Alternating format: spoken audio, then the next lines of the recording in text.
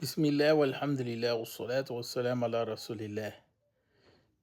I wanted to come back to the point that was made by our beloved brother and our historian Muhammad Abdullah Artan with regard to the issue of the statement that I drew from the teachings of Imam Tartushi in his book Al Bid'atu wal Hawadith, in which he focuses on those practices which are problematic.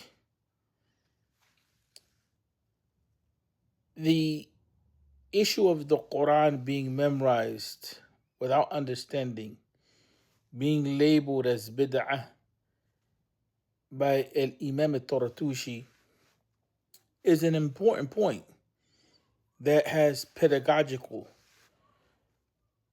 significance. It relates to issues in education, it relates to understanding, and it captures the simplicity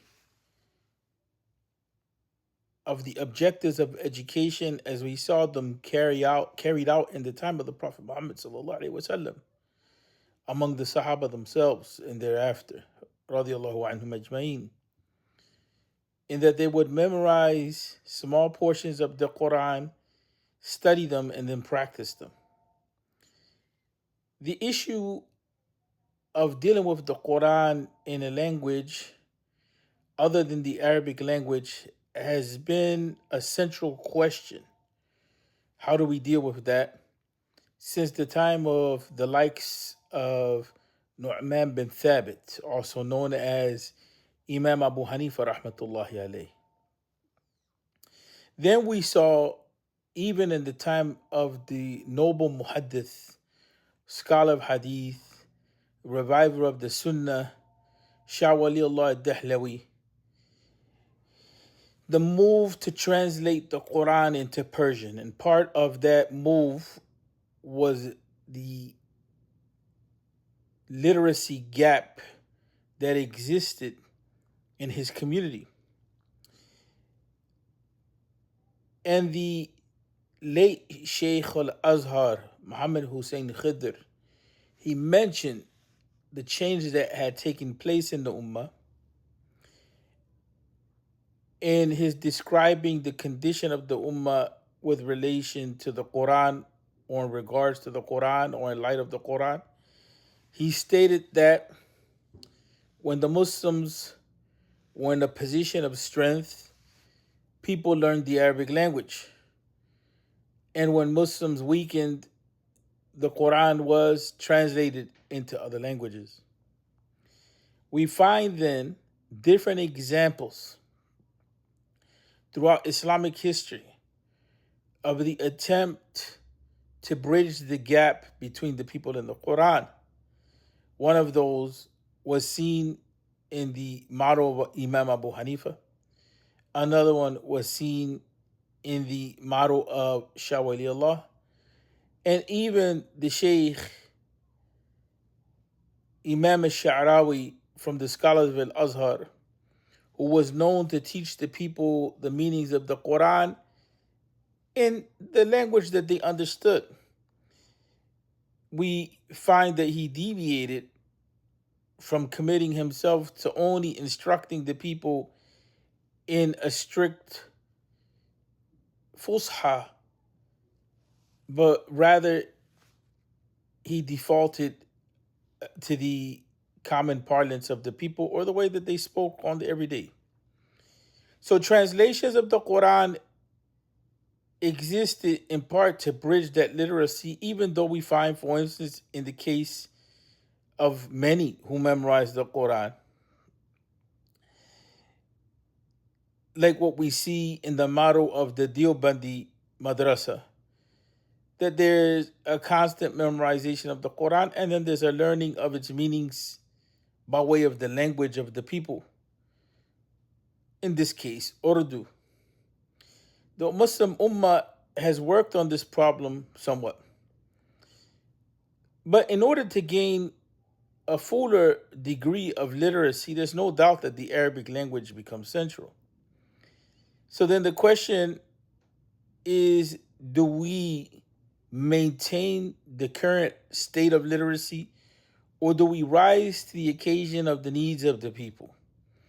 In the example of Imam Abi Talib, it said, Imam Ali Abi Talib, it said that when the Muslims were in Iraq, the condition of the youth was presented to him and how it is that they were faltering in the Arabic language.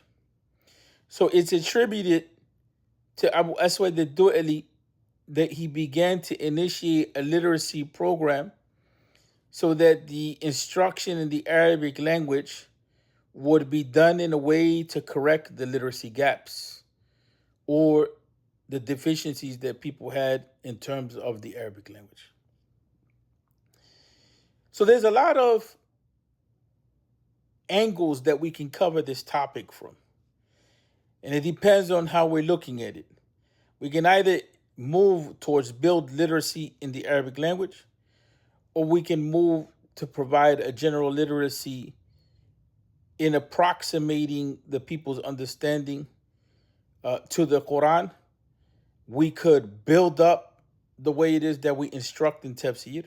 I myself prefer thematic tafsir because it gives a clear, simple access to the people with regard to the meanings of the Quran versus what is dominant in tafsir, which is a line by line approach, which has its own technicalities, and it's hard to see the big picture at times when we approach those types of commentaries of the Quran or elucidations of some of the meanings.